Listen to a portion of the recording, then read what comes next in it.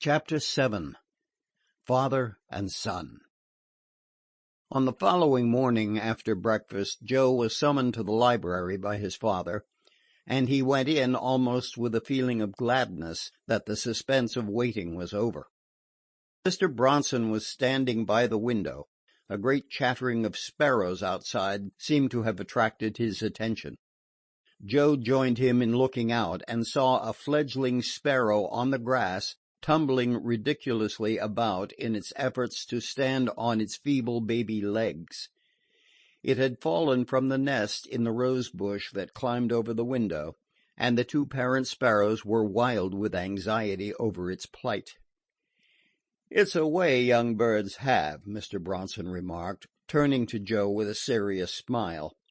"And I dare say you are on the verge of a somewhat similar predicament, my boy," he went on. "I am afraid things have reached a crisis, Joe. I have watched it coming on for a year now. Your poor scholarship, your carelessness and inattention, your constant desire to be out of the house and away in search of adventures of one sort or another." He paused, as though expecting a reply, but Joe remained silent. "I have given you plenty of liberty. I believe in liberty. The finest souls grow in such soil. So I have not hedged you in with endless rules and irksome restrictions. I have asked little of you, and you have come and gone pretty much as you pleased. In a way, I have put you on your honor, made you largely your own master, trusting to your sense of right to restrain you from going wrong, and at least to keep you up in your studies. And you have failed me. What do you want me to do? Set you certain bounds and time limits? Keep a watch over you? Compel you by main strength to go through your books?" "I have here a note," Mr. Bronson said after another pause, in which he picked up an envelope from the table and drew forth a written sheet. Joe recognized the stiff and uncompromising scrawl of Miss Wilson, and his heart sank. His father began to read. Listlessness and carelessness have characterized his term's work, so that when the examinations came he was wholly unprepared. In neither history nor arithmetic did he attempt to answer a question, passing his papers perfectly blank. These examinations took place in the morning. In the afternoon he did not take the trouble even to appear for the remainder. Mr. Bronson ceased reading and looked up. "Where were you in the afternoon?" he asked. "I went across on the ferry to Oakland," Joe answered, not caring to offer his aching head and body in extenuation. "That is what is called playing hooky, is it not?" "Yes, sir," Joe answered. "The night before the examinations, instead of studying, you saw fit to wander away and involve yourself in a disgraceful fight with hoodlums. I did not say anything at the time. In my heart I think I might almost have forgiven you that if you had done well in your schoolwork." Joe had nothing to say. He knew that there was his side to the story, but he felt that his father did not understand, and that there was little use of telling him. "The trouble with you, Joe, is carelessness and lack of concentration. What you need is what I have not given you, and that is rigid discipline. I have been debating for some time upon the advisability of sending you to some military school, where your tasks will be set for you, and what you do every moment in the 24 hours will be determined for you." "Oh, father, you don't understand. You can't understand," he broke forth at last. "I try to study. I honestly try to study. But somehow, I don't know how, I can't study. Perhaps I am a failure. Perhaps I am not made for study. I want to go out into the world. I want to see life, to live. I don't want any military academy. I'd sooner go to sea, anywhere where I can do something and be something." Mr. Bronson looked at him kindly. "It is only through study that you can hope to do something and be something in the world," he said. Joe threw up his hand with a gesture of despair.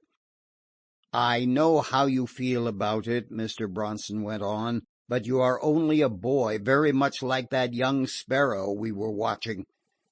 If at home you have not sufficient control over yourself to study, then away from home, out in the world which you think is calling to you, you will likewise not have sufficient control over yourself to do the work of that world.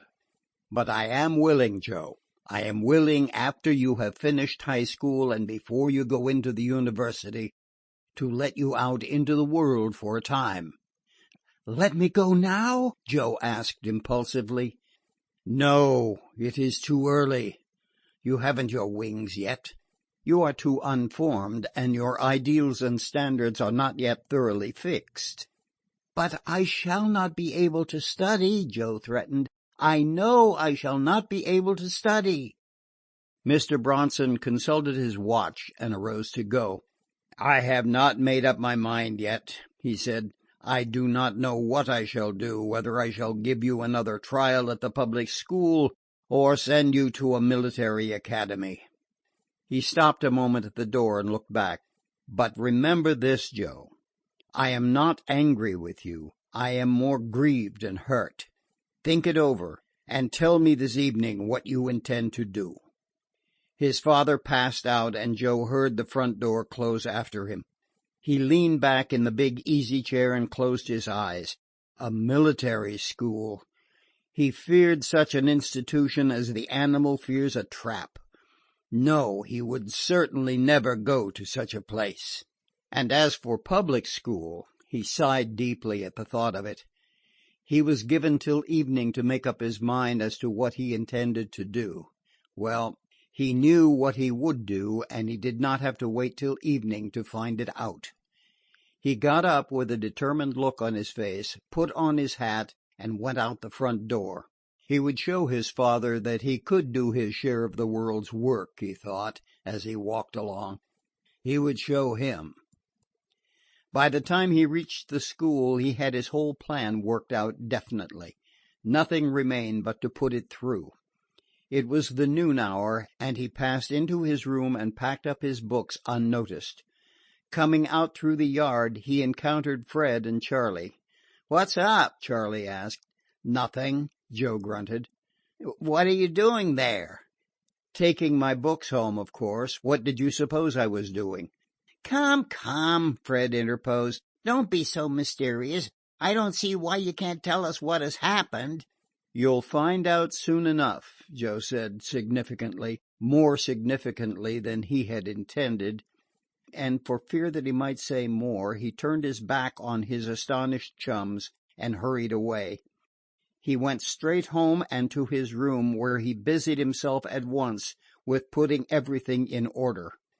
His clothes he hung carefully away, changing the suit he had on for an older one.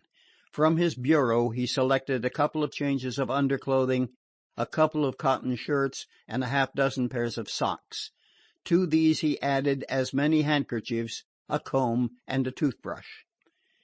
When he had bound the bundle in stout wrapping paper, he contemplated it with satisfaction.